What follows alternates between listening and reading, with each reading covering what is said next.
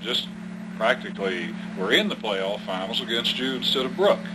Lost on a snow-covered field up there. Off that team, I believe they returned probably 8 defensive regulars. Give us a little bit of insight on what you can expect from the Mountain Lions. Well, I don't think they'll do too much different than what they've been doing to everybody else, and that's, they've been using their speed and their special teams, and he hasn't had a lot of injuries this year. He's got great speed. Like you say, he's got 8 back on his defense. I know that for a fact. And anytime you've got 8 kids coming back on your defense, you can expect to have a pretty good year. I think that this ball club is likened to the 71, 70, 69 season when he had those 3 state championship teams.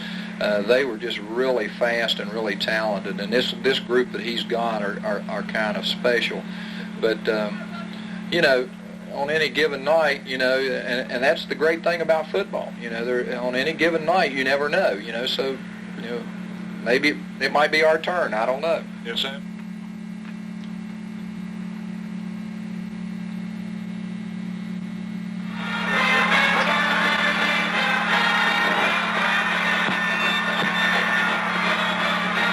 Well, we heard the words of Coach Mo Townsend and explaining exactly what type of strategy he's going to employ tonight. Mo, very successful.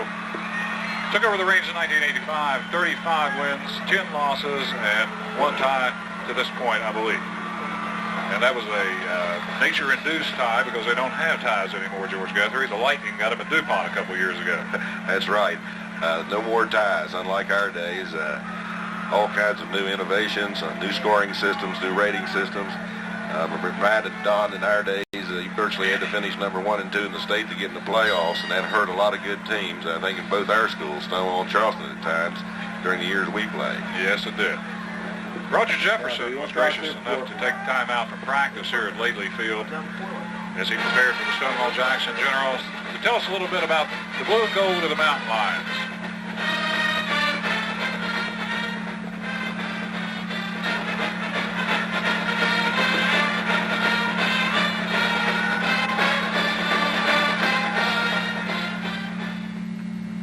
We're at Lately Field in Charleston, the site of tonight's final clash in the Old Elk Bucket rivalry with head coach of the Mountain Lions, Roger Jefferson. Roger, number 1 ranked, undefeated, pressure in this game. Well, yes, I think there's been some pressure each week. When you're undefeated, you've got to go out there and prove yourself each week. And I think I've been pleased with this year is our kids have gone out each game and played their best, and we haven't had any highs and we haven't had any lows, and that's been encouraging. Got a tough one last week up at DuPont. Needless to say, an overtime victory over a rival in themselves, the Panthers. Coach, did you come through it unscathed? Any injuries to speak of? Well, we're just beat up a little bit, but other than that, no, we didn't have any major injuries. And it was a heck of a ball game. When you go up to DuPont and beat them, they hadn't been beaten up there in 5 years. And, of course, they played without Tyrone Pierce. I'm sure that helped us some, but anytime you go up there and beat them, you've done a task. And our kids played hard, and they played hard the whole ball game, and we were finally rewarded for it. Coach, you're facing an adversary this week that has been, of course, a hot rivalry throughout the year since 1941. You were a part of it for Stonewall at one time, before you transferred over as the head man here at Charleston several years ago. Coach, do you think that the players, or do you feel any type of undercurrent that the intensity is building, is that rivalry still alive? Well, I think it still is. We haven't beaten Stonewall in 4 years, and they've gone through 4 great seasons over there, and they're down a little bit this year, but, they're going to be pumped up for this final game and all the activities and the celebrations going on for this event.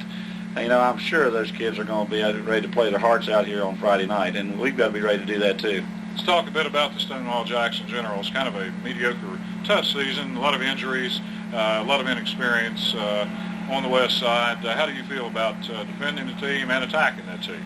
Well, I saw them 2 weeks ago against Hoover, and it just didn't look like there was anything there. And I looked at the film this past week at St. Holmes. I saw a lot more enthusiasm and playing with a lot more intensity. And, they've had some problems this year, injuries. I've talked to Mo several times. I think he said they've had about 25 disabling injuries from time to time to keep players out of games. And, of course, John Jones has not been full strength the whole season.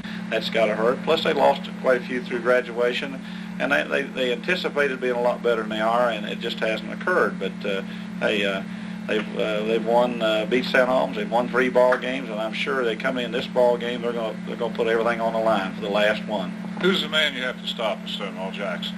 Well, John Jones is still a pretty good football player, and I watched several films of him, and he still runs hard. He's just lost a step with that ankle he's been hobbled with, and they've thrown the ball pretty well. Jay Townsend does a pretty good job throwing the football.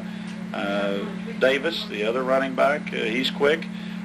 We've got to be concerned about stopping the veer and stopping option, and hopefully putting some pressure on Jay Townsend, the quarterback. The hit man of the Charleston High School Mountain Lions, #1 ranked in the state of West Virginia. But George, all the fanfare, tradition, and hoopla comes to an end tonight. At the conclusion of this game, there will be no more Stonewall Jackson Charleston High School football rivalry. It will end when the gun goes off in the 4th quarter. But up at Meadowbrook Golf Course, there's a new giant emerging. Capitol High School, the Cougars, the blue and gray. And we were there this week to talk to Carl Doc Young with the Kanawha County Board of Education, and also the principal of the new school, Capitol High School, Mr. John Clendennin. We're going to talk to the gentleman that's being given the helm of the new high school. I guess you could say kind of the man, or sort of the man, on the hot seat. He's been there before, though. John Clendennin, former principal of Woodrow Wilson Jr. and formerly at Charleston High School. John, it's growing behind us. Looks like you can tell it's a school plant now. Yes, you can. By the way, Coach Carl Doc Young left. He's being inducted into the Woodrow Wilson Junior High Hall of Fame tonight for his endeavors over there. Mr. Clendennin, this has been a very controversial situation here with Capitol High School. It should be a happy, joyous occasion for students and parents to put themselves and their children into a beautiful new state-of-the-art building like this. You've been kind of in the eye of the hurricane a little bit, kind of a victim of circumstance. There's been some negative talk and some positive talk. Let's talk a little bit about the positive side first. All right. Well, first of all, don't think I'm a victim of circumstances. I think it's an honor to be a part of this. That's something I've been working on for the last 10 years as principal of Charleston High School. And naturally, there's been some controversy related to different land purchases and such. I'm confident when the students and the parents and the community see the building that the students will be coming to, that controversy will be short-lived. We hope so. Now, the building that we see just directly behind us, we could probably get a shot of that already. What is going to be housed there? That's the main academic wing of the building. That's the only section of the building that is 2 stories. You have your humanities centers. There are 3 of those, 1 for each grade level. You have your offices, your counselor's office, your administrative offices. Your science wing is part of this building, and it's a main academic part of the school. And if we can pan just to behind Mr. Clendennin, we have a structure there with sort of a double roof on it. Now, what do we see there in the middle? That's the cafeteria, commons area, and serves as the commons for it. It's connected to the auditorium and to the gymnasium. Will be basically used for 2 purposes, for the activities after school and for student lunches will be served in that area. And Doc Young told me that just immediately behind that, you probably see it through the openings for the windows there, that's a large commons area. That's the large commons area from what would be called the courtyard into the open space there. That will all be with walkways with different colored brick and stone and concrete with different colors, and very beautiful area, that whole center section. And if we continue on just to the viewer's right, we have a large structure that couldn't be anything but a gymnasium. Tell us a little bit about that. That's a gymnasium. It will seat approximately 2,000 students. There are 2 gymnasiums within that structure, one the main spectator and performing floor, and then an auxiliary gym to the right of that on an elevated section. And we do have seating on each side of the gymnasium, and we have weight room, and all of the coaching facilities are on this end of the building that faces the athletic complex and the playing field with the football, baseball, and your soccer and other sports. And the athletic fields will be just behind our cameraman, or just, okay. Of course, it's nothing but a pile of mud now. It's graded out, but I'm sure it'll be ready for use when the school opens, or near ready. How many students do we project here at this time? Between 12 and 1,400 students. There are currently about 650 students at Charleston High School and close to that number at Stonewall.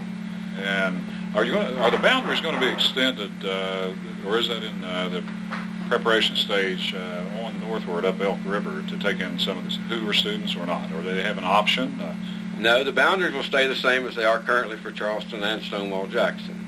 We're getting a number of inquiries from people living in the area since the Hoover boundary is just a few miles from here, and it would be closer for a number of students than it would be to travel to Herbert Hoover. But no, for the boundaries are not scheduled to be changed. I see.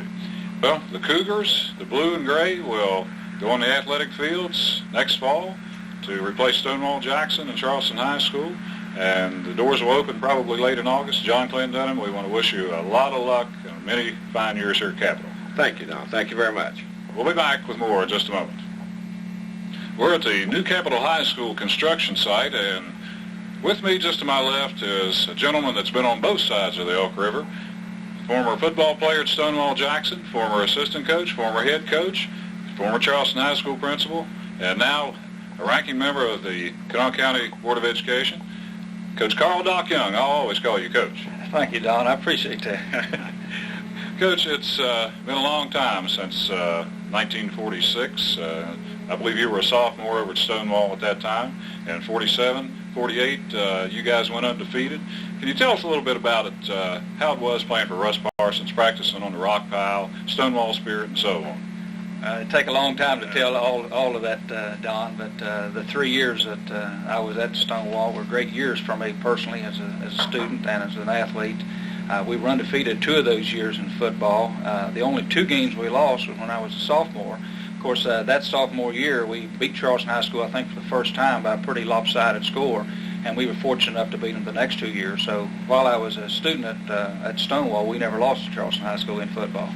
Well, in Thursday night's paper, the article carried a big picture of Coach Russ Parsons. He's sort of a legend still on the west side. Bill Jarrett, who played with you and later coached at Stonewall, attributes the Stonewall spirit to him. What kind of a man was Russ Parsons on the athletic field and off? Well, he was a unique individual. He's a great motivator, and he had a flair and a color about him that was just made him stand out, I think, in the coaching ranks of that particular time. I think he was ahead of himself, or ahead of the rest of the coaches around in the state at that particular time. His nickname, of course, and the things that he did was colorful enough that the papers picked him up, and the papers called him the barefoot boy from Jackson Heights. His coaching uniform was a pair of shorts, usually no shirt, and usually barefooted. And he was a big man, too. Yes, and of course that added to the mystique and so on. But he was a great motivator. Kids loved to play for him because he would do a lot of things that make the kid feel and believe that he really cared about them.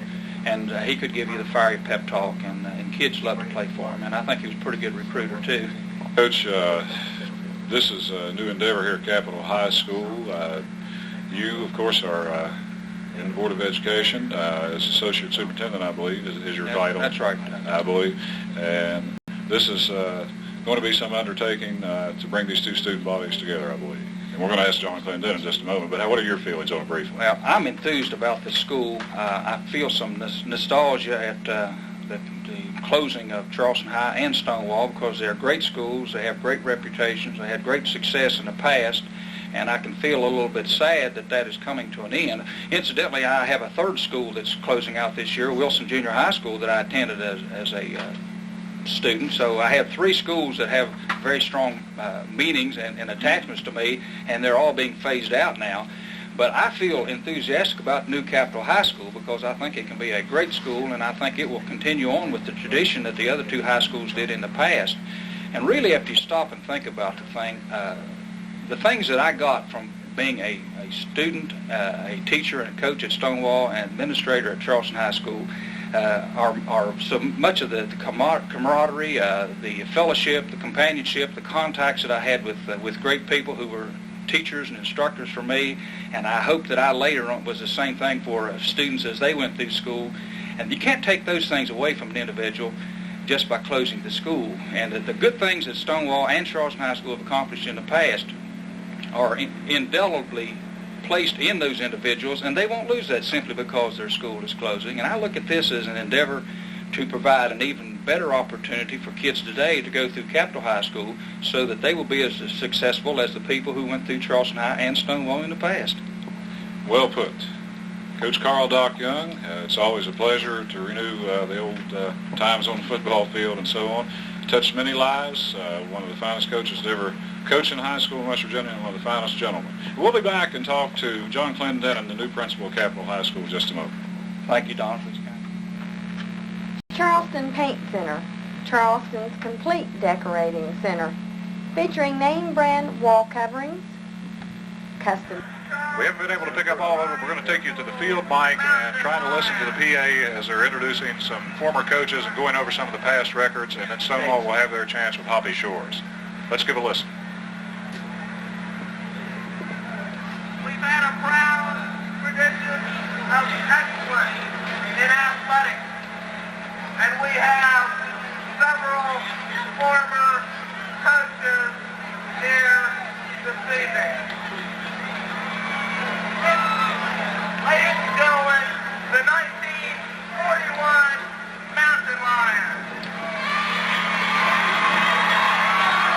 Introducing the 1941 Charleston High School Mountain Lions. There you see just behind the bench the first team to play against Stonewall Jackson. Harry Casto was the quarterback. A man who started coaching in 1929 at Charleston High School, a great athlete at Charleston High, Rat Thom. Russell A. Rat Thom.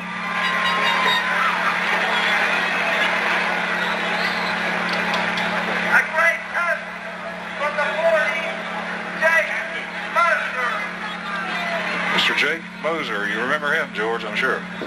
Yes, sir. A great coach all the way around. In my era, prominently known for his track coaching success. Stonewall in that football, Eddie Bartra. Coach Eddie Bartra coached against Stonewall in 49 when they upset the Generals and they were undefeated. Yes, Donnie later had a son known to me as Barty, who was an outstanding football player at Charleston High School. Eddie Cox, I'm not sure who that is. Eddie Cox is deceased. A great basketball coach, the coach of Hot Rod Huntley, Clay Martin. Clay Martin, former basketball coach. Beanie Watt. The glory years of the 60s. An all-around coach in football and track. Keith Pritt, now coordinator of physical education with Kanawha County School Boards, head track coach and assistant football coach in the 60s. Assistant football coach, baseball coach, winning at basketball coach, 3 state champions, Lou Romano. The Satchel Man himself, Lou Romano, George. Yes, sir. Sweet Lou. He was an assistant football coach when I was here, primarily working with the backfield. Went on to gain statewide recognition for his very successful basketball program, which included 3 state championships. History. Coach of 3 consecutive state champions, Frank Vincent. An unparalleled mark put in the football records by the gentleman you see there in the middle of your screen, Frank Vincent. Now I believe in Maryland, former coach of Glenville State. Coached 3 straight consecutive championships here at Charleston High School, 68, 69, and 70. we knew some of those kids, didn't we, George? From Yes, sir. The Kanawha City Colts. Absolutely. When you were the head coach of a Midget League team, which, by the way, for our listeners, I should add, when I was associated with you for 5 years, never lost one game, including beating with regularity the West Side team of Doc's Generals. Oh, don't tell them that. A little bias creeping into the commentary here. Charleston High won the state championship in basketball. 25 wins en route to 48 straight. A track championship, a tennis championship, and that falls the first of 3 straight state football championships. Representing that team from the glory era, with no losses in his entire high school career. There were many great players, but one stands out. The Fred and clever runner. And going up for the Stonewall Jackson Generals as they come back out to complete their warm-ups. Charleston High School, of course, brought all their coaches out. The Stonewall Jackson Generals saw fit to bring their former head football coaches out, and we'll be listening to Mr. Hoppy Shores in just a little while. He'll be doing a commemorative address for Stonewall Jackson and also introducing and presenting some plaques to those former coaches or their representatives.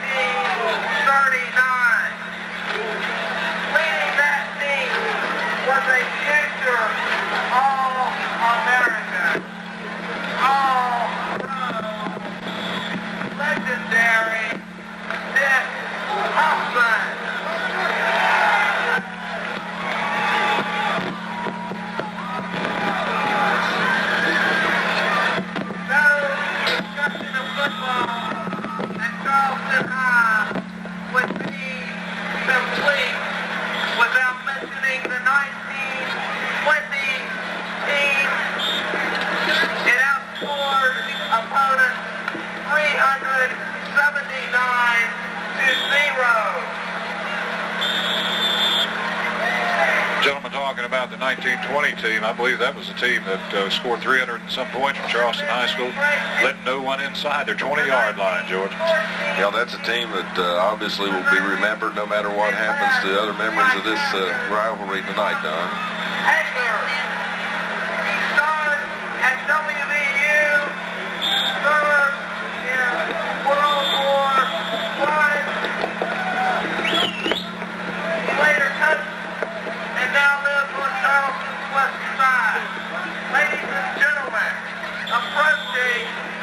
From the East Gate in a 1929 Packard is the oldest living mountain lion, Paul Hager. Over there in the right corner, you see a 1929 Packard with the oldest living football player ever from Charleston High School or from West Virginia University. He was the featured man in a Gazette story this week, Paul Hager. A lot of pageantry here tonight. A lot of people that haven't been to a football game in a long time are out here. Georgia, as we said, it's a pleasure to be able to cover this one. It should be an interesting contest also when we get around to it. Yes, sir. I want to say one thing, Don. I think congratulations are in order to the media in this town, both the television and print media. They've done an outstanding game promoting this particular game as being the last in this great rivalry.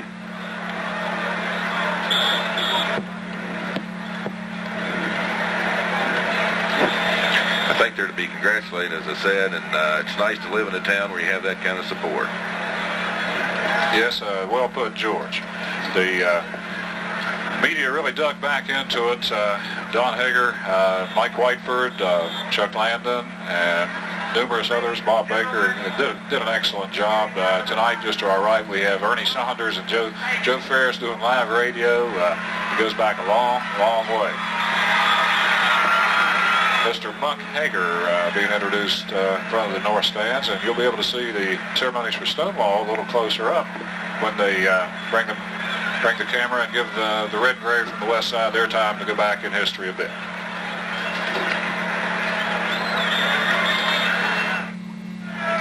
Now Mr. Hoppy Shores in front of the south stands, if he can get the microphone to work, will tell us a little bit about the history of the red and gray Stonewall Jackson High School. Now deceased, took a 17-yard touchdown pass from local businessman Harry Casto on a rainy afternoon to defeat the new school from the west side, the Stonewall Jackson Generals. But tonight, in the finale, the Charleston Mountain Lions, 9-0, trying to lock up that number 1 position in the state. Stonewall Jackson with a 3-6 record, going for respectability and going for pride in the final chance against the arch rival from across the Elk River. Don Hill and George Guthrie for Video Memories Productions. George, a fantastic crowd as we mentioned during the ceremonies. At guard, number 63, Mike Spradley. At right guard, Robert Ellswick.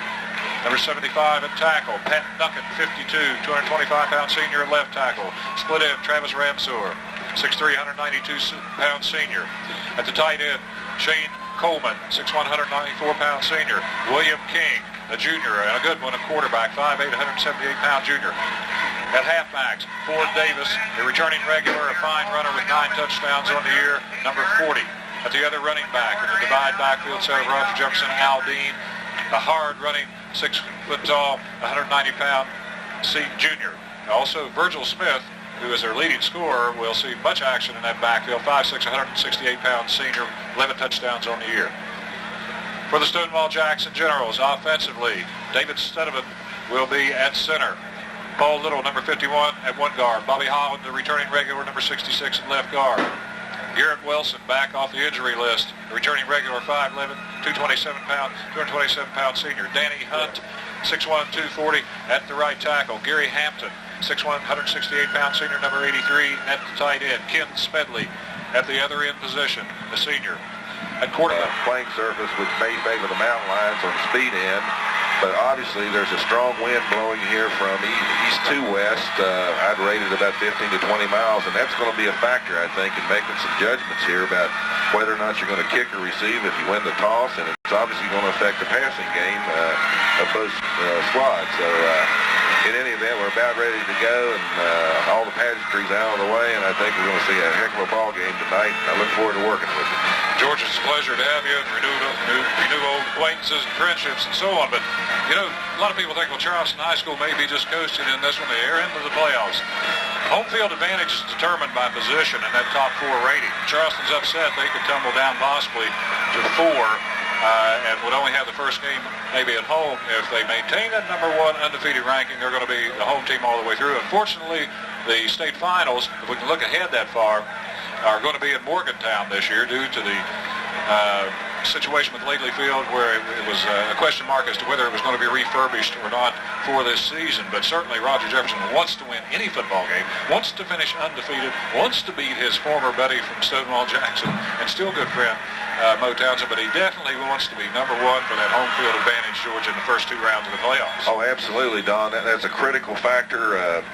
Number 1 plays a relatively number 8 or in the system we use. And George, let me interject this, not to interrupt you. They may face off against George Washington. George Washington playing Hoover tonight, and if they win, it'll either be either them or Huntington High School. And Huntington High School, I think, plays Huntington East, and that's a blood game. That's right. And so it just underscores what you said. Roger Jefferson's got to win this ball game. But throw out all those factors. This is the last one, as I said. I think people want to remember this. The kids are aware of it. You can see, if you look around the stands here, that this isn't a normal crowd. This is something special, and I think that's in and of itself enough to give both squads the impetus to give it 100% tonight. And I'm looking forward to it. Charleston High School is on the field awaiting the arrival of the Stonewall Jackson Generals, who are in the south locker room. Meeting on the field. We have number 66, and that's Bobby Holland. Don, one of the things One of Go the ahead. things, you see the old horse come out Southern with the general on his back is so nice. That's nostalgia at its highest degree. Yeah, I want to talk about that a little bit. We were down during that, and a good friend of mine, 1958 graduate Ron Brooks, the fellow that did the wonderful etchings that you presented to the former coaches down there for Stonewall Jackson. Ron Brooks hasn't been on a horse probably as long as it's been since I climbed the tree. And he did a great job, and we'll try to get a shot of him later if it is past his bedtime at 9 o'clock. Don, I have to be honest with you. We swore up and down that he had ridden horses all of his life, and that was the only way we could borrow his Southern was to tell the lady that owned him that this guy was a professional rider, and we assured that he would be well taken care of on this field. Absolutely. Okay, we're trying to get some of the go-caps. Mike Spradling, 63 to Charleston, 52. Pat Duncan for Charleston High School. And we missed the ones for Stonewall. I believe Eddie Murray, number 7, was one, and also Bobby Holland, the senior at guard. 5'6", 168-pound senior, 11 touchdowns, 3 PATs, number 3 scored at KVC, 69 points on the year. And also Al Dean, their junior, who doubles at linebacker, 9 touchdowns, 2 PATs for 56 points. The offense is headed by William King, 6 TD passes on the year. Favorite receiver, Travis Ramsor, 6'3", 192, a senior who can pick him up and lay him down, has 4 touchdown receptions. Schools playing the fight songs. We're just about ready to play football here, gentlemen.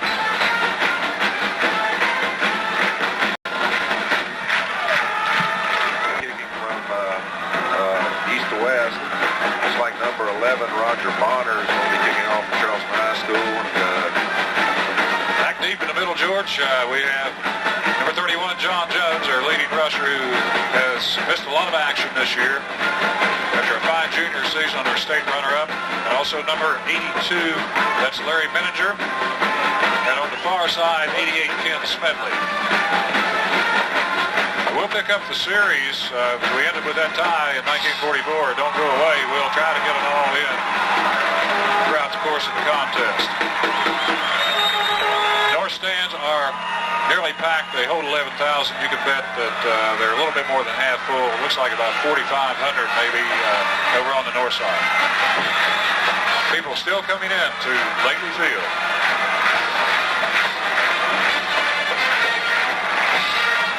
And Stonewall's pep band with the rousing Our Boys Will Shine.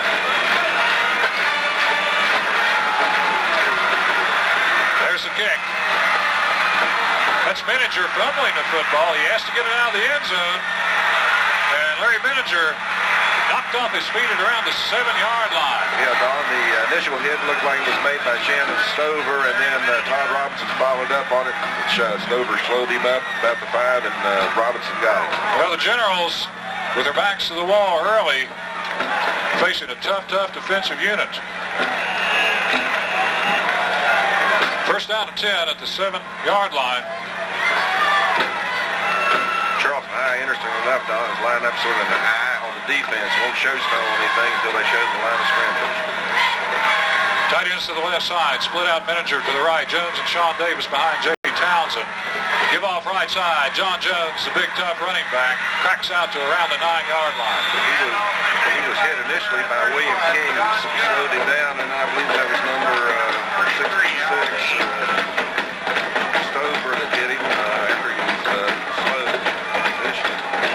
Well, I'll be sure John Jones is a real prospect when he is healthy.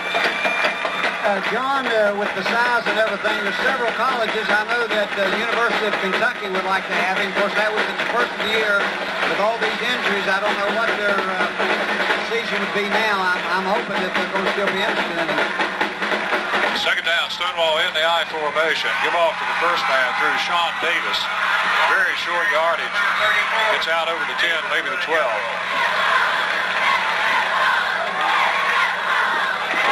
Don, I couldn't pick it up. It looked like about three people were involved on that stop for Charleston High School, but for some reason, Stonewall early on is favoring their right side, running behind that right side of the line. Probably Sibley left tackle Pat Duncan, 5'7", 225, a fire plug defensive tackle on the left side. Zane Garrett, 68, at one defensive end. And Todd Robinson, a fine junior, a big one, 256 pounds at the nose. This is Townsend rolling on third down, in trouble. Gets a pass off, and it's brought down. Fine reception by Miniger, right on the sideline. I believe they ruled him out of bounds. Okay, let's see. Barry Miniger ruled out of bounds. Barry Miniger. Number 2, William King, covering on the play for the mountain line. William King back in the secondary for Charleston. So the excellent effort by Miniger. It came down out of bounds on that north sideline. I apologize for any streaking in your screen. We have several setups up here at WCHS, and it's beyond our control if you're picking it up. Number 42, Brian Smith. Brian Smith, short kick, taken on a dead run. And down the far sideline for a quick Mountain Lion score. Lee Henry, number 41, goes into the end zone, took it on a dead run. No coverage at all for the Stonewall Jackson Generals. And the North stands come alive 6-0 with only a minute and a half gone in this game. Don had one player for Stonewall had a shot at him. He missed him about the 35, and it was clear sailing after that. Hobby, a lot of speed on that Mountain Lion squad. Well, Don, you could see the thing forming. They set up their wall, and I thought Stonewall was awfully poor covering that outside punt. And when you do that, he was never, I think someone touched him on the foot, and that was about it. So you can give that wall a little bit of credit. There was no way that they were going to get to him.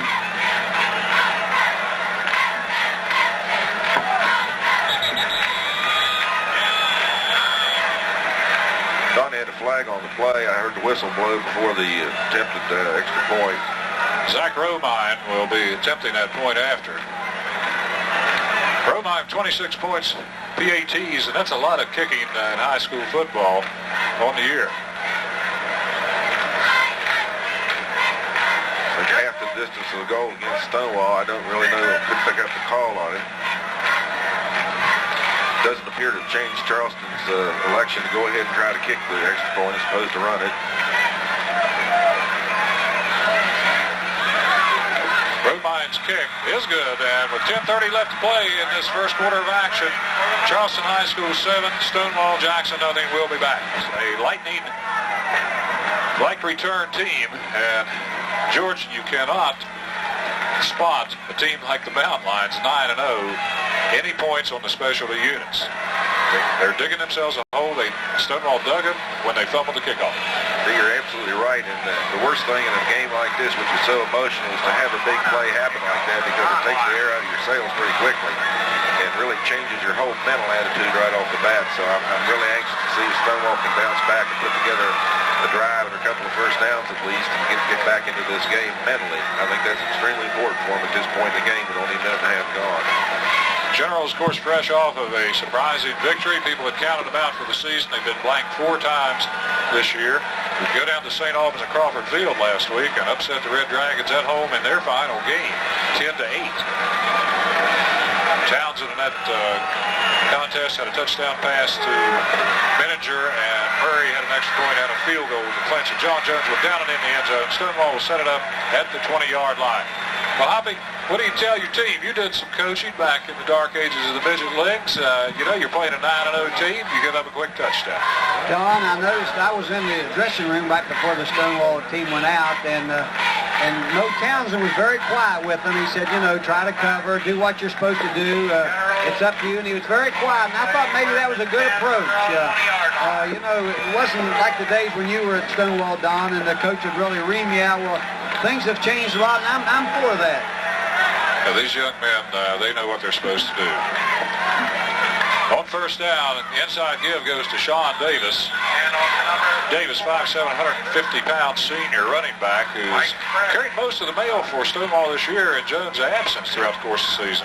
Mike Spradling made that hit for Charleston High, Don. Looked like a gain of about 3. So far, no surprises for Mo. It may be the win, but I'm still looking for something. If he gets the win, the next quarter, we might see something a little different. What a record Mo Townsend's had, as we told you. State playoffs 3 years in a row. Runner-up last year. His injury-riddled team lost to Brooke 12-0. The year before, they got Brooke 17-14 for their First state championship since 1974, and the man sitting just to my right up here played on the first state championship team. He was a sophomore, 1947. Bobby, why would Beckley play Stonewall Jackson, and has always been a co-championship?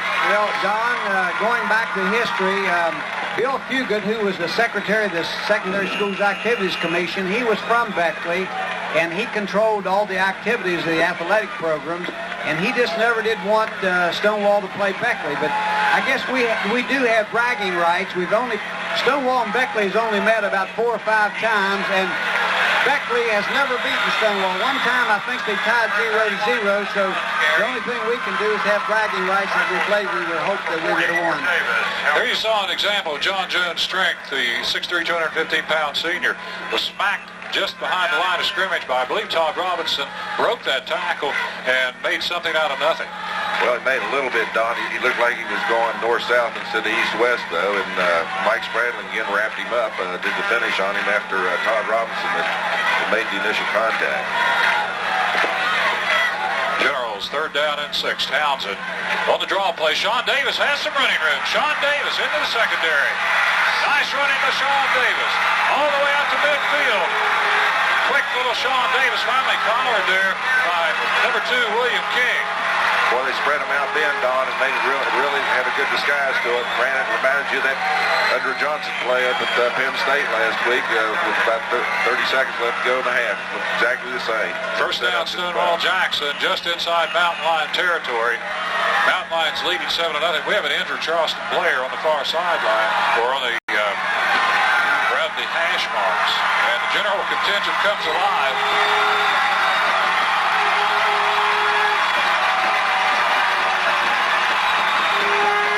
Enthusiasm here tonight. What high school athletics are all about, and as we mentioned before, we're certainly happy to see all the old grads out.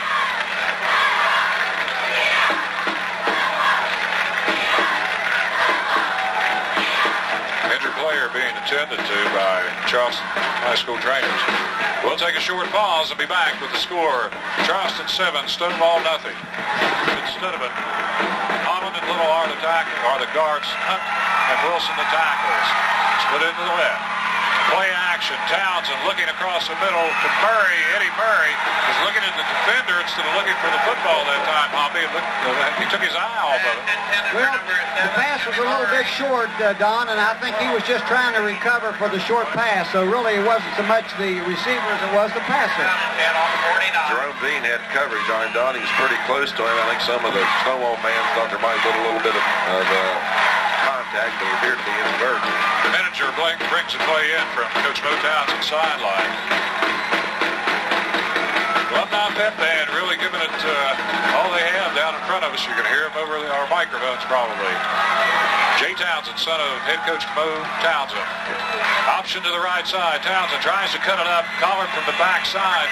Zane Garrett in there, Don. I think he read it well and played it down the line of scrimmage. There wasn't much penetration by the defense, but they ran it out, ran it over the sideline so somebody could get to quarterback. Virtually no gain on the play. Generals looking at the 3rd down and 10. In that defensive lineup, Robinson 71 at nose, Pat Duncan 52, 1 tackle, Roger Moore 194 at right tackle, Zane Garrett 68, and tough Carl Brewer, a junior, 43 at the defensive ends. Dean and Spradling are the linebackers. Short drop by Townsend, being rushed, gets the pass off, and it's picked off. Underthrow pass, and back inside. Ford Davis, number 40, picked that one off, Don. Ford Davis, a returning regular and a fine athlete. Good coverage that time, Hobby, by Ford Davis. Don, it seems though that the quarterback Townsend's throwing that ball short. Of course, he's throwing against the wind, and I think every one of his passes now are beginning to be short. And I just wonder if the wind isn't affecting that just a little bit. So Looked like on that play, Hoppy, that he was throwing off his back foot. They had a little bit of pressure on him, just enough to make him throw off his back foot. Sean Davis's fine 30-something yard run went for naught as Charleston intercepted, and a fumble on the exchange. I'm not sure if King was the quarterback on that one. We'll have to pick it up, but the Generals recover. Recovered by number 55. Anthony Scott, number 55, recovered for Stonewall. So we may have had a different quarterback in there for the Mountain Lions. As you should have picked that up. We beg your pardon. Maybe you spotted it on the screen. But on the preceding series, William King was injured. The Generals get it right back with Anthony Scott, as George told you, on the bottom. 7:09 in the first quarter. Charleston out ahead 7-0. Option to the right side. Jones, it's played well. Duncan comes up and beats John Jones. Matt Duncan out there had it covered all the way and strung it out again and allowed him to make contact. Looked to me like Mo's son may have thrown that ball just a little too early before they got the defensive commit. Jerome Dean shaking up a bit on the play up from the secondary to make the stop. But Duncan is an interesting story.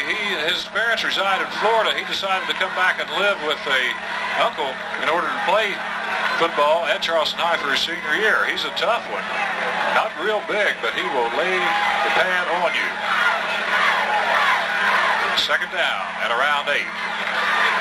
Give straight ahead. I believe it was Sean Davis. He's collapsed on after a very short gain out to midfield.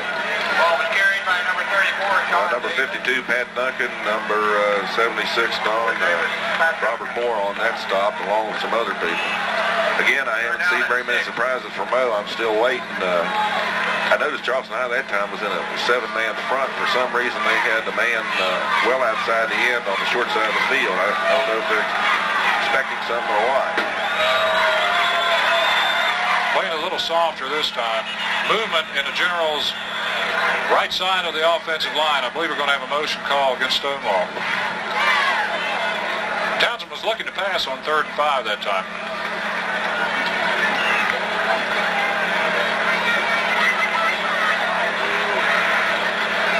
Referee George Pack.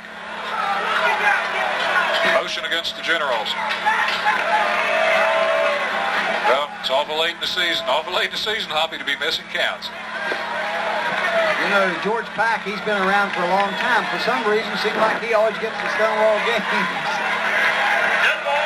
Seems like we ought to put a jersey on him. He's been with us over. It's a game situation, but now they've given him about 5 yards. 3rd down and 11 for the Generals. Option to the left side. Townsend in big trouble. He's going to go down. Yeah. Todd Robinson. And I believe we're going to have a face guard as the nose guard, Todd Robinson, an outstanding year last year as a sophomore, pours in to bring Townsend down. Well, that's one of those penalties, Don, they didn't have when you and I were playing because we didn't have face masks. I think we had a piece of plastic. Didn't do me any good when Dave Schaefer hit me on the opening kickoff against you guys, George. Drove it back in my Adam's apple. I think we were responsible for more dental business in Kanawha Valley than any other sport. 15 yards. I want to talk about the series a little bit during this brief lull. 1945, Charleston 7, Stonewall nothing. Charleston still unbeaten in the series. Fred Johnson passed to Bob Golden for the only score. 1946, Stonewall 46 penalty being marked off. Football just inside the 50 and around the 47.5 of Charleston. Option to the right side. Stonewall really trying to open that option up. And Carl Brewer. Carl Brewer is as tough a football player as you ever want to see. Transferred into Roosevelt from South Charleston Jr. Closes down, brings up a punting situation. In that 47-6 Stonewall victory, Charleston scored first. Got their 6 points, but Stonewall came back to ring up its first victory, run up the highest point total to that date. Stars with Generals were Jim Lilly, Joe McCutcheon, Okie Farley, Jim Danner, Mal Samples, and Whitey Scraggs. And get this, 15,000 fans were here at Laidley Field for that one in the post-war era. Still bounding, and down by the Generals deep in Mountain Line territory 22. Hoppy, you were probably junior. Generals scored quickly as Lee Henry, or the Mountain Line scored quickly as Lee Henry returned a punt for 36 yards if you just tuned in. On the inside trap, watch out. Ford Davis, he's gone. Ford Davis. Ford Davis giving him 78 yards on the wingback counter play. Beautiful blocking. Everybody went to the left, and Ford Davis cuts back off tackle all the way from the Mountain Lions. Don Charleston has had his hands on the ball 3 times, 2 touchdowns, 1 fumble. Scoring with lightning alacrity, as Harry Anthony used to put it. From 78 yards out, Ford Davis. Beautiful execution. Lightning alacrity was a halfback that played with Hoppy Shores at Stonewall.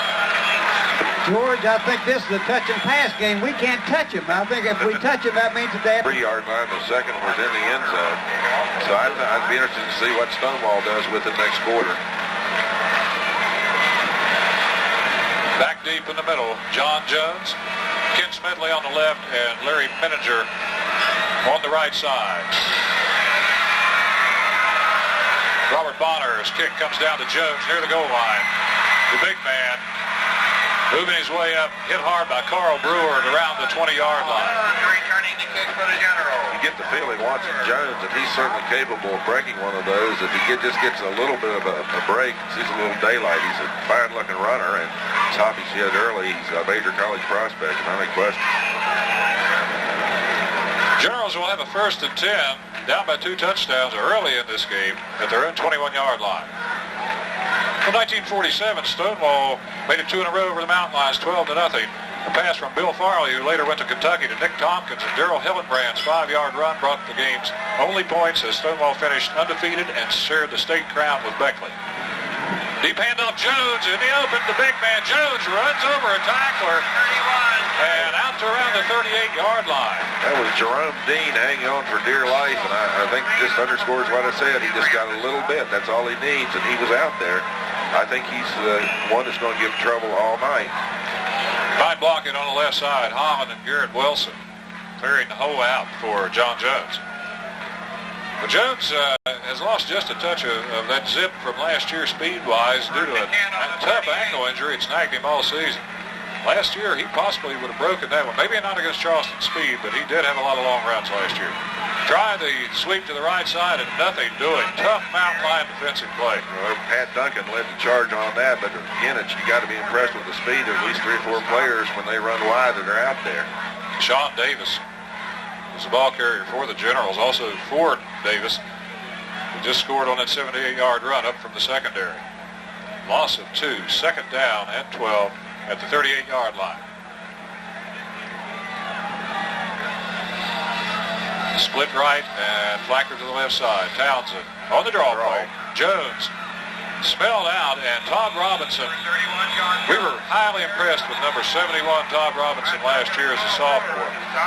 And a few words on the sideline as somebody came clear on the Stonewall sideline from the Charleston lineup to have a few words. I don't know if number 40, Ford Davis. I think when I saw somebody was just saying hello and wishing his family well. That never happened before in the Stonewall Charleston game anyway. No, it didn't, George.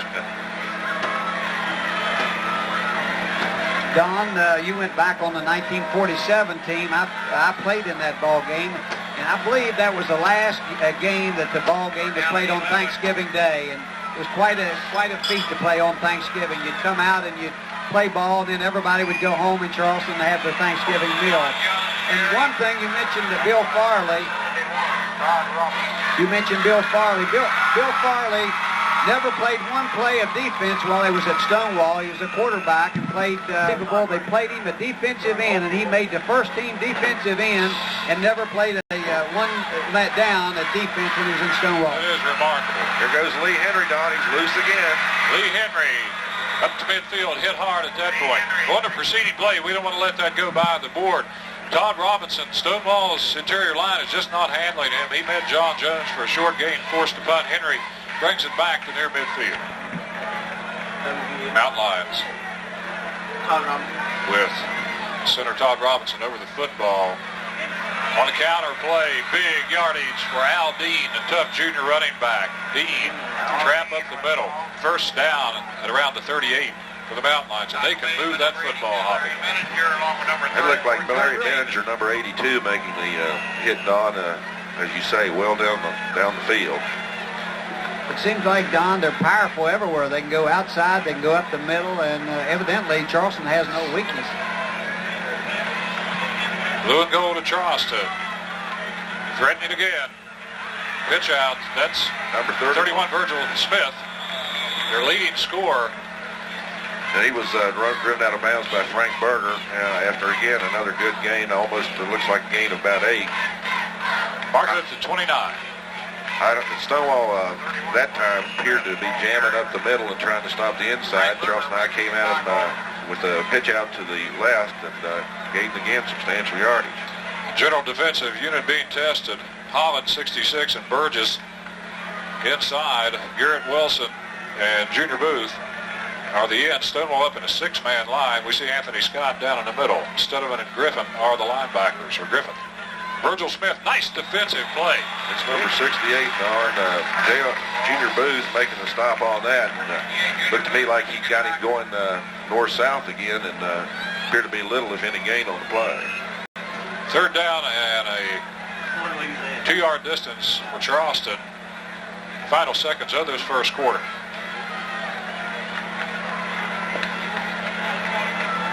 Charleston sends John Vickers out wide to the right side.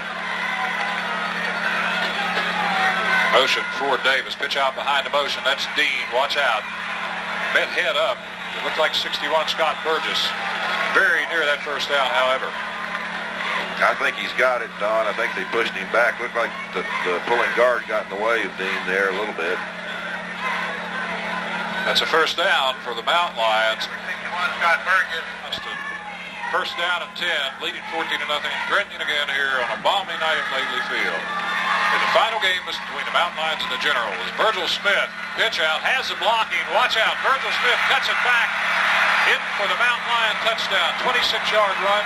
His 12th touchdown on the season. Don, Stonewall had the blitz on. They had the right blitz call, but unfortunately the speed of Virgil Smith was too much for the linebacker. He broke clean, but he broke behind Virgil, and Virgil Smith just took it in.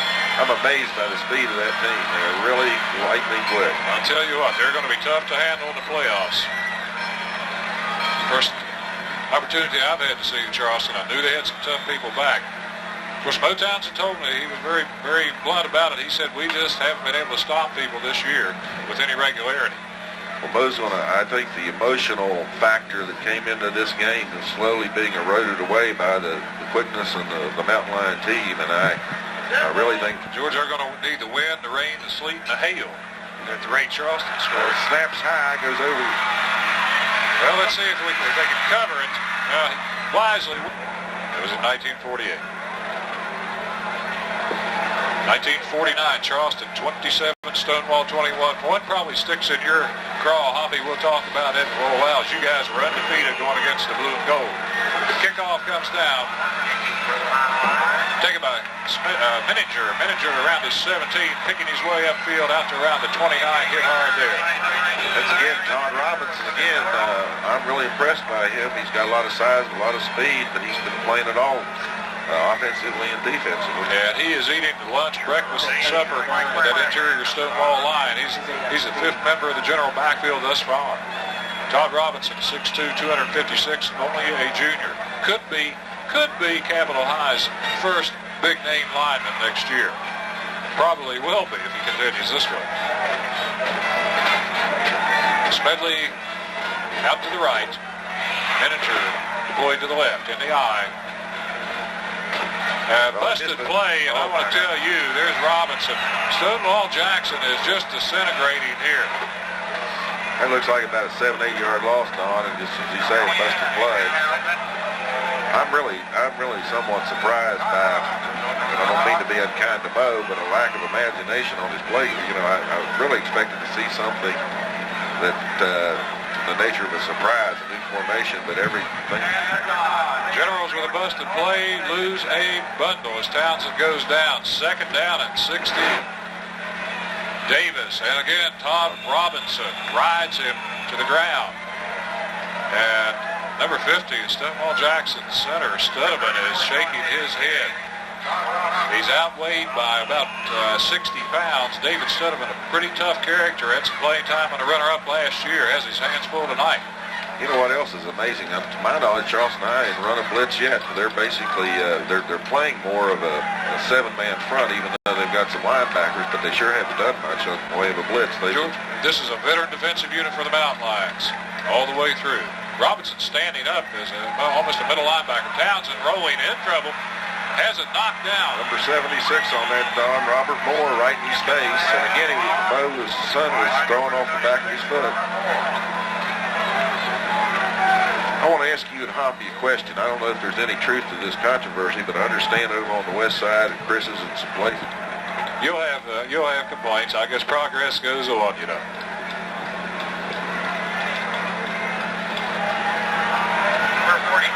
Kick comes down by Smith. Lee Henry, a dangerous one. Look out. He's going to get outside, brought down. Nice defensive effort to hang on. David Worrell had him by the shirt. If he didn't hold on, Mr. Henry would have been in the end zone again.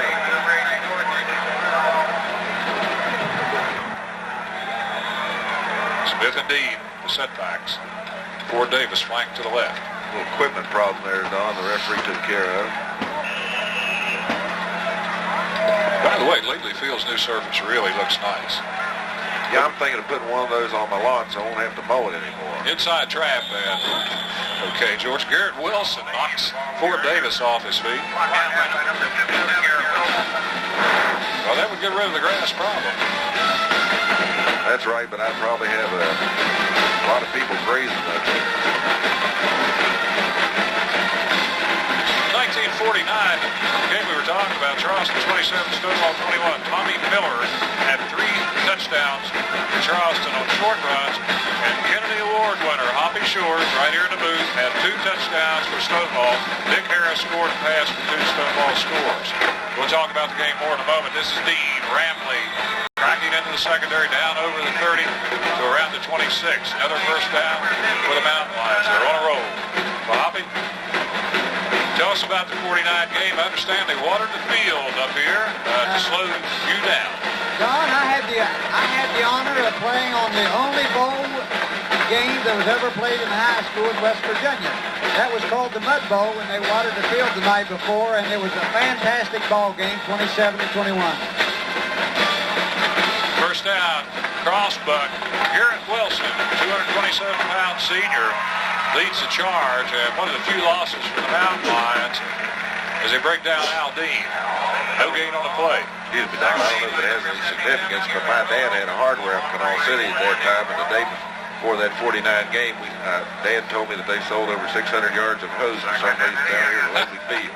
George, whoever watered that field down was a professional. He was no amateur. He did a great job.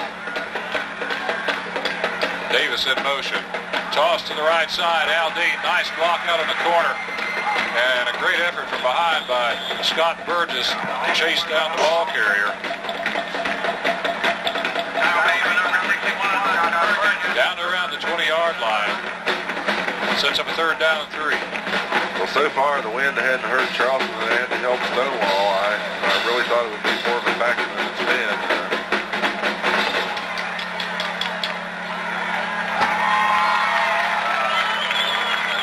Third and short for the Mountain Lions of Roger Jefferson. Power play left side. Dean skips out of a tackle. A great defensive effort over there. And a penalty flag down.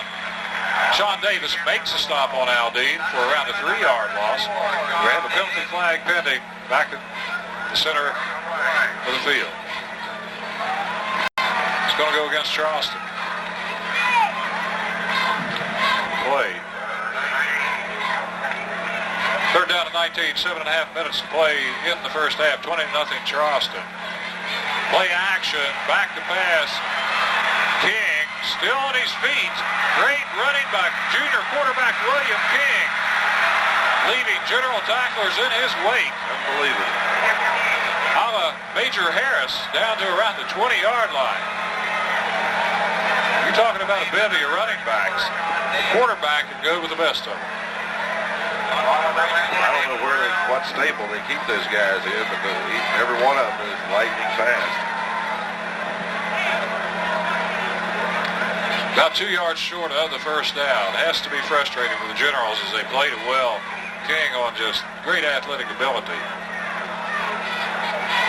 All the way down, near the first down. Football just inside the 20. Well, we're going to see what Stonewall's made of here. 4th and 2. Dean.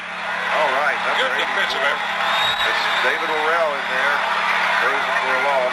And the scarlet and gray clad partisans down in front of us on the south stands finally have something to cheer about as the Generals hold. That was a full-blown blitz. I thought I saw Bud Hudson in there. Well, Bud was here tonight. I don't know. His kick won that game. Boyce Jarrett went 77 yards, and Donnie Griffith 4 yards for Stonewall scores. 14-13 Charleston, 50. That was a power pitch to Jones off the right side, Don, and looked like it was pretty slow developing. Again, speed of the lines over there, just a whole host of players. Hit by number 52, Pat Duncan on that play. 1951, one of the most exciting games in the series. Charleston 33. Holes called Jim Scratt, 1 for Charleston. Donnie Griffith passed to Jim Pritt for 2 Stonewall scores, and Ike Hartman ran 39 for another. S.J. Talley. Charleston 33, Stonewall 27 in 1951. Jones, tough going inside on second. Once again, Pat Duncan over there with Mike Spradling, and just looks like it's a slow developing play, and when you have take that kind of time against a team that's fast at Charleston High School, you're going to run the risk of limited yardage. Third down at 6. Brings up a 3rd down and 6 for the Generals. Clock winding, under 5 minutes, 4:40 and turning in the first half. And we certainly hope the rain holds off. It's been threatening throughout the game. Double wideouts to the left side. Charleston deploys 3 players to pick them up. Townsend. Nice pass protection blocking. And that's Duncan, number 24, breaking up that pass. Matt Duncan. Intended, I believe, for number 88, Ken Spenley. That's one of the few times that Townsend looked like he had time to throw the ball, and Charleston High had excellent coverage in secondary. That playing with the injuries, and you can see why the Generals suffered through a 3-6 campaign. Core punch, straight up in the air, going to kick back, and traveled about maybe 8 yards. Sean Davis down to the mountain lines, threatening again. I'll tell you what, the Morton theory is in effect for the Generals here tonight. When it rains, it's going to pour on you. Well, a big rush that time. Didn't get the number, but Charleston all over General kicker Smith. They've been close all night. I think if they get another touchdown. See the General alumni majorettes down there doing their thing, and here's Aldine doing his thing. Super balance, twisting and turning for around a 6-yard gain. Sean Davis, number 34, makes an initial hit for Stonewall. Aldine moved in from Logan County into Roosevelt. He and Jerome and the other brother really sparked this Charleston High School contingent. He would be a man hillbilly for the band high school team, but had some relatives here in Charleston. They decided to move. That's another year left, Aldine. Give off to Fort Davis. I think Coach Jefferson's gone back into getting back to his original philosophy to pound the middle and open up the outside. Had 2 straight plays up the middle with fairly decent gain. Looks like it's about 3rd and less than a yard. Bradley, Zane Garrett, Pat Duncan, and also Robert Ellswick and Shane Coleman at tight end, providing a lot of holes for the Mountain Lions tonight. Hit at the line was Dean, and what strength. Studeman wrapped him up, couldn't bring him down. Al Dean for the first down. Well, they had a full-blown blitz by Studeman on that play, and he had him right where he wanted him, and Dean, again, showing tremendous balance, managed to get away from him. I think Stonewall's pattern so far is to blitz inside, either on 3rd down or on 1st down, to try to keep Charleston High on 1st down, at least in a hole, and limit their options. But so far, Charleston High is just moving it almost at will, with the exception of last series. 1st down. King brought down and wrapped up. Generals stiffen. Ken Smedley on the hit there, Don. Excuse me, that's number 68, Junior Booth. Junior Booth moved into the starting lineup here in the last few weeks, and he's played very, very well. 5'11", 195 pounds, a junior. Calling him JR, I thought it was Junior. That's the way it's listed in the program. Loss of 2, 3, 2nd down and 13. Clock turning. A minute and a half in the initial period. My God, I don't believe it. And the pass is up, and it's complete. Fort Davis. Touchdown, Mountain Lions, right up over Sean Davis. Height advantage as King threads the needle. 26-0 Charleston. And you know, the biggest margin of victory in this series was a 50-0 win by the Generals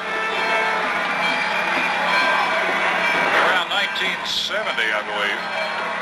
That's when they had that Vietnam veteran team back here, I believe, Don. 1973, Walt Easley was a sophomore. We'll tell you about that one a little later. Romine adds the extra point, 28-0 for the Mountain Lions, 129 in the half. Forward again, 28-0 Mountain Lions, around a minute and a half to play. Happy to have some weapons in their arsenal, those Mountain Lions. That last pass, Don, was a beautiful pass. That was a college pass. That boy was well covered by Davis, and he just threw right over him. And really and truly, that pass was unbelievable. That boy is a great passer. And only a junior. The General receiving unit again into the game. John Jones back deep, just inside his 10. Smedley and Miniger flank.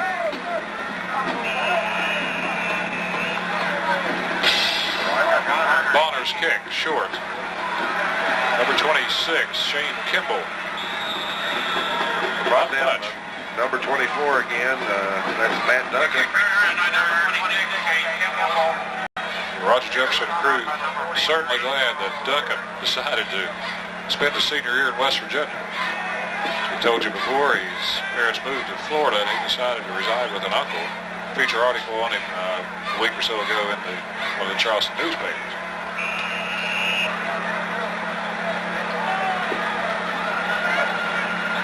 Stonewall had one bright spot offensively, Davis's run of about 30 yards, and then they turned it over on a pass, and that's just about it for the General offensive unit.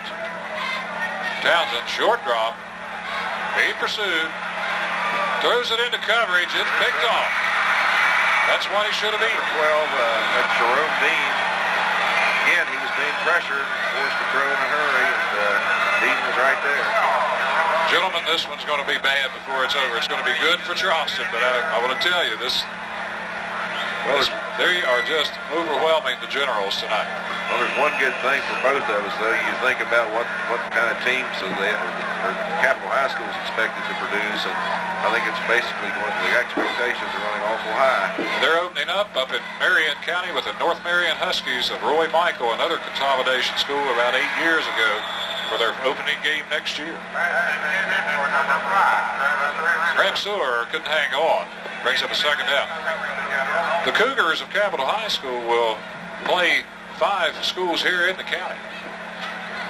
And square off against George Washington. And it's supposed to be a trophy, George, originated, you were telling me about. Yes, I'm reliably informed that 2 gentlemen who are alumni of one of the schools here have commissioned on their own local sports shop to prepare a new trophy, which will be given away for the first time next year to the winner of the Capital High George Washington game. And here it's really going to be something. Canal Bucket, I believe, or something. That's right. That's what they've titled it, Canal Bucket. King scrambling, still on his feet, down to the 10. Knocked out of bounds by Gary Hampton at nearly 11. 28 seconds to play. The Mountain Lions may put another one on the board. And Denny Hara over there shaking his head up here in the booth for the Generals. Being back after all-pro career with the L.A. Rams to lend his support to the Generals as their offensive line coach. Denny should have been here last year. Yeah, he would have enjoyed it. He looks like he could play right now. Probably could. 14, 15 years in the NFL after starring at an All-American University of Miami, All-State Center in 71. Pass incomplete by King. Little off the target over there for number 84. I don't think he can throw that ball that far on that angle, Don, with the wind blowing that hard. Number 84 is Tyrone Mosley, by the way. And it looked to me like when you're throwing this ball across the field, that wind's going to get it. You better just throw into it and hope for the best. George, I think I called that one incorrectly. That was 24. The old eyes are fading. That was Duncan. Sorry I set you up with that mistake. That's all right, Don. That's not the worst thing you've done. We don't talk about that. Second down and 10. Mark it at the 11. Charleston up 27-0. Sweep left with Mr. Dean. Stonewall had good coverage on that, number 55 for Stonewall. Anthony Scott making the stop. I think we had 28-0, but it's 27-0. Timeout for the Mountain Lions. Around 18 seconds left in this half. Continue on with some of your scores from the past. Riverway still looks good. King may go in. Touchdown Mountain Lions. William King with 4 seconds left to play in the first half makes it 33-0. Well, it's just, if you look at the Stonewall sideline, about all the emotions gone out of them. I know they're disappointed, and knowing Bo as I do, I'm sure he'll talk to them at halftime and tell them, we want to be respectable, and I'm sure those kids will give their all, but it sure has been a backbreaker, particularly that one with 4 seconds left. George, this may be one of Charleston's strongest teams in the 90-something year history of the Mountain Lions. I don't see any weaknesses out there. They defeated a tough, veteran DuPont Panther team in a hard place to play up at DuPont last week.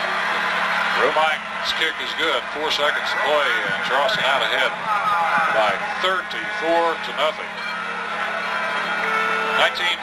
Don Burdett, our producer, old basket catch himself, was an end on that Stonewall team. Is that right? Yeah, sure was. That was a squib kick, Don. Obviously, Charleston, I didn't want to have any surprises here with 4 seconds left. It was covered by number 50 for Stonewall, David Studeman. Got time, I guess, for, see, looks like there's 3 seconds left in the half. It looks like one play.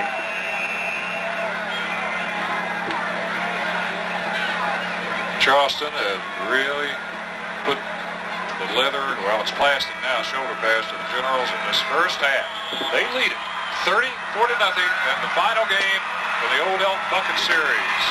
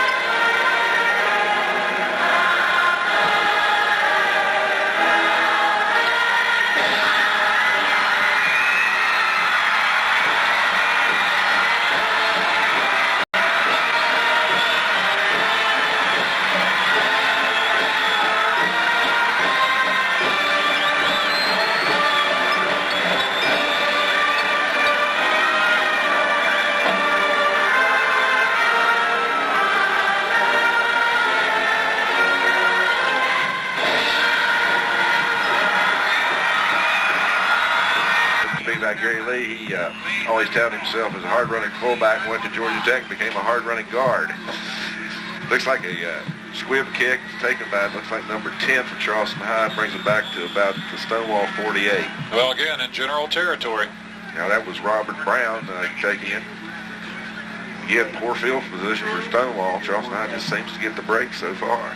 And they've made a lot of their own. Tackle made by number 35, David Holmes. I don't even want to talk about the next game in the series. I still haven't recovered. I've had brain damage from that one. Yeah, I want to talk about that too.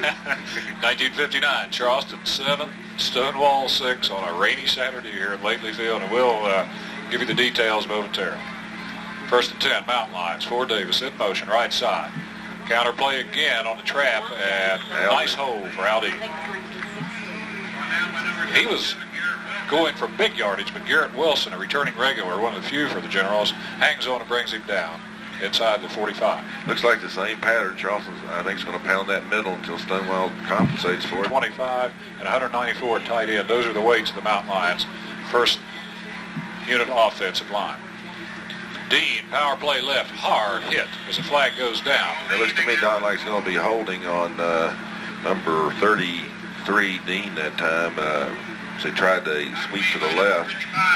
Anthony Scott with a jarring time. Bob Burris missed a handoff, and we got the ball. And I think you held Margolis on the play. You crawled through and held him. All right, big hole. Virgil Smith rambles very near that first down marker, knocked out my manager inside the 40. Don, I don't know if you picked it up, but... I didn't realize that. Maybe it's just one of our bright spots. Don, as I walk through the crowd, there's so many people from out of town. I saw a Sims lady from Winston-Salem. I saw Ronnie McCartney from Atlanta, Georgia. It's just unbelievable how many people go back for this. Oh, definitely. Yeah, that's Marilyn Sims, Steve's wife. Steve's a very successful developer down in Winston-Salem now. Charleston High's got a new quarterback, Don, Robert Brown. With the same results. Touchdown, Ford Davis from 25 yards out. They've been making a living on that inside counter, and Stonewall has yet to do anything to adjust to it. Well, we know how Stonewall coaches know how to adjust. Some good football teams this year, blowing out everybody except DuPont, as a matter of fact. But they did beat them 14-7 in overtime. Kick's good, 41-0 Mountain Lions. Ball over Charleston at 60. 41-0 here. A lot of time left. Menninger, nice effort, gets up to the 35. Fourth and 18 of the 29. Townsend going long, forced Medley, and overthrows him. Excellent coverage, Lee Henry down there. Well, Townsend had a little bit of time to throw it. He certainly can throw it every Jerome Dean, number 12, brother of starter Al, carries the football with the penalty flag down. And he can lug it in his own right. There, Dean Poppy Shores. That's Al Dean's brother. 12. Carries the kickoff 80 yards and added 2 touchdowns rushing as Mountain Lions blanked Stonewall for the 4th year in a row. 30-0. 1965. 3 touchdowns by the late Melvin Riggins. That's Larry Menninger in to make a great defensive play. Charleston High had the right play called. 2nd and 18. Charleston at their own 21.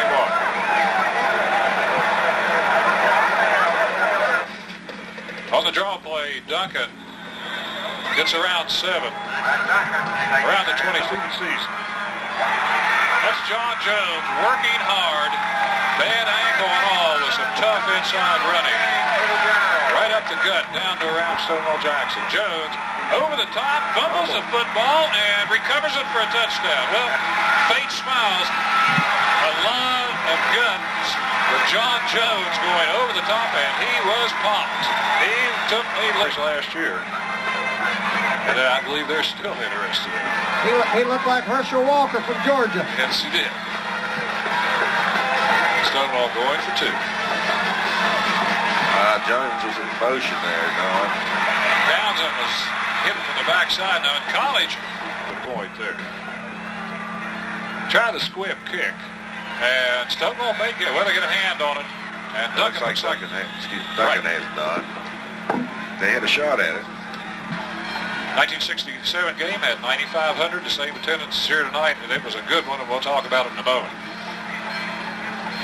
Henry. Sugar Bear beat Charleston High, I believe, by himself one year. Actually beat him, one football player beat the whole team. Running room for number 12, Jerome Dean rambles all the way down inside general territory to the 31. Beautiful cut, giving it his all in his last game for the Generals in their last game. First down, Stonewall, 14 yards on the play for Jones. Appears to be shaken up again. The one thing I don't think that has changed is the fact that this series, I think, exemplifies high school football at its best. Jay Townsend looking, loses the football. Stonewall maintains possession. Don, I noticed, not to interrupt you, that Mo Townsend, 57-yard touchdown run. Rod Ward's winning touchdown with 7:14 to play.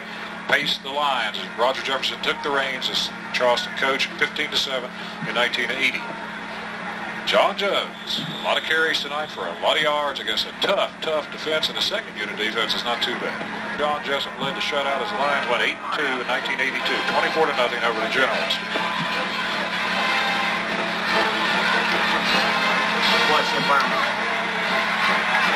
there's Jones, Don. He's loose again. And he's rambling. I don't know what his yardage is, but it's got to be over 100 by now. First down for Stonewall, trying desperately to get another score on the board. George did get the high school boys to do that. No, that's something I guess that you're born with, and that's another reason why he's an outstanding prospect, college prospect. Sophomore running back David Hope carries inside for around 4. So we'll try to get the rest of the games in. 1983, recent. The Generals defense held the Mountain Lions 3 times inside the 10. The 350 Cedric Smoot scored for Charleston, but the PAT kick was wide. Darrell Denson got the Stonewall score, giving retiring coach Bill Jarrett with 120 wins his final series win. Jones puts his head down. Excellent determination, first down and goal at the 7 for the Generals. In 1985, it was Stonewall 34, Charleston nothing. One was undefeated, both of them in playoff contention. Tubby Williams, Darrell Denson, and David Fletcher starred for the Generals. Holt breaks the tackle, crosses the 5, down inside around the 4-yard line. In 1986, Stonewall's state championship year, 14-12 the score in a close ball game. Charleston led by 6-0 at the half on a TD by fine football player Marty Talbot. 2 third-quarter touchdowns by J.R. Kinney on sneaks gave Stonewall the lead, and Johnny Giannis' 2 kicks were winning points. The winning points. Talbot's 1-yard run in the fourth quarter put Charleston within 14-12, but a conversion pass failed. John Jones gets the score fittingly. A super running back for their state championship team at 11 rushes for 805 yards. Hunt Award winner Mark Moore, now at Tennessee. Where I'm sure some medicine is in order. George, I lost 1987 momentarily. I didn't want any old grads attacking me over not getting their score in. Try the onside kickoff. Mountain Lions get the possession. George, we're going to attempt to finish it. I'll let you do the honors. All right, I don't know if it's honors or not. He handed me a stacked deck here of the 1987 game. Final score, Stonewall finished undefeated in the regular season and went on to finish 12-1, losing to Brooke, finishing as the runner-up in the state of West Virginia system that year. You know, Don, it's kind of amazing to me. I've always felt like Mo Townsend had Charleston High's number, just like Dick Mackley used to have Stonewall's number, but certainly that's going to change tonight. And it just goes to show there's no substitute for talent. And certainly Roger Jefferson has it this year, Mo doesn't. But boy, when you think about what these two squads, returning squads, are going to be like over Capitol, I'll tell you, the other part of the state better sit up and take notice. Yes, they have. Bluefield, Huntington, Logan are some of the opponents coming up. St. Albans, and also Nitro, and I believe Hoover, begrudgingly. They don't want to really play, but these other AAA teams are going to be kind of coerced. Seconds, and the greatest tradition of high school football is just about ready to come to a close. When the Charleston-Stonewall game's over, that's probably the greatest tradition of any 2 high schools playing each other. Jack Pauley carries, an honor to carry on the last one, and it's over for the up bucket as Charleston's Mountain Lions with a convincing 41-12 win over the Stonewall Jackson Generals now put their sights to the state AAA playoffs, which will begin next weekend. Charleston will face off against probably George Washington, and it could be Huntington High here at Laidley Field. Time to be announced. There's your score. We'll hold it here. As see, the teams are shaking hands two with each teams other. are talking in the middle of the field, and many of these fellas are going to be teammates next year and going to get a chance to hit somebody else for a change. And I'm sure that's one thing they'll welcome. both bands will be coming together for one final time with the alumni bands. We'll take a short pause, and when the bands get ready, we'll be back. There's me.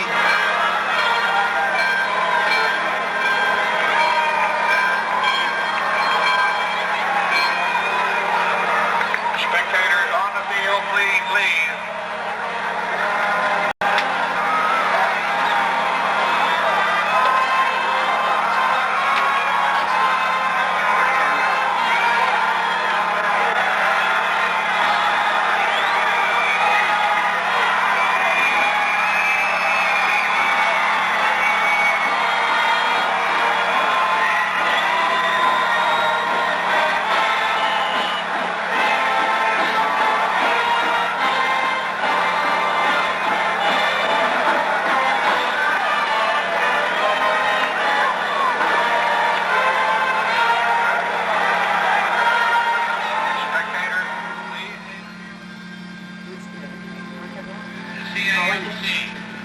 The tradition comes to an end, as some traditions must.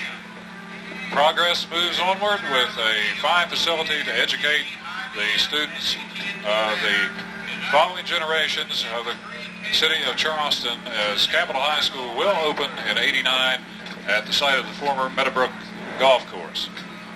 And Charleston High School here tonight closed it out in fine fashion, 41-12 over Stonewall Jackson, in a game that was really never in question, gentlemen. Now both bands are coming together, and if we can get a close-up down there of the sign. There are three businesses supporting Capitol High School. They just turned it around. CAMC is one of the partners. I believe AT&T. And IBM, Don. IBM. Thank you, George. Glad somebody can see.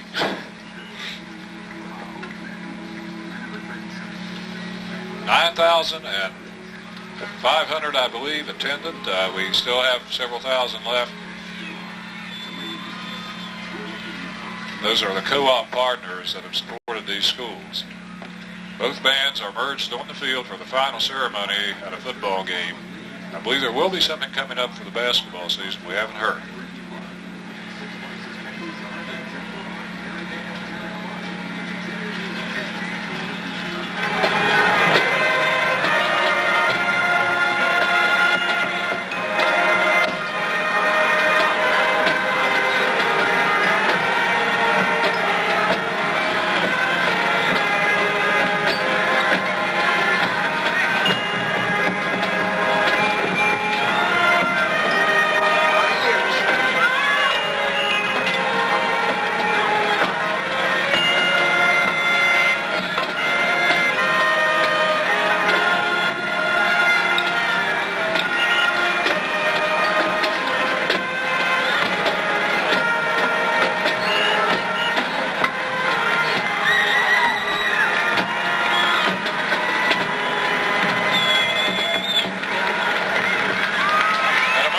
Fitting ending to a great series. Two fine tradition-steeped schools, Stonewall Jackson High School on Charleston's west side, and Charleston High School on the east end. Charleston High will continue on into the SSAC playoffs, but this is the last hurrah for the Generals. George Guthrie, your comments.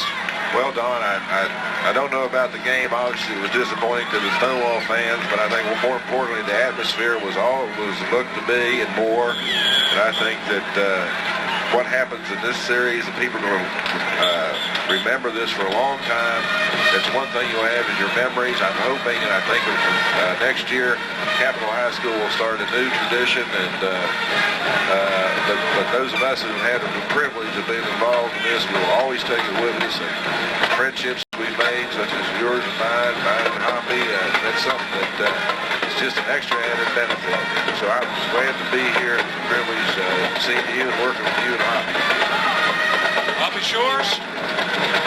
Don, this is such a unique rivalry between these two schools, and going back from, it's unique in last year that Stonewall went all the way, and when they beat Charleston the last ball game, they went all the way to the finals, and now this year, Charleston High, with that tough schedule, goes all the way and beats Stonewall to wind up undefeated, and it would be lovely to see Charleston High make it to the finals, and more so win the game, and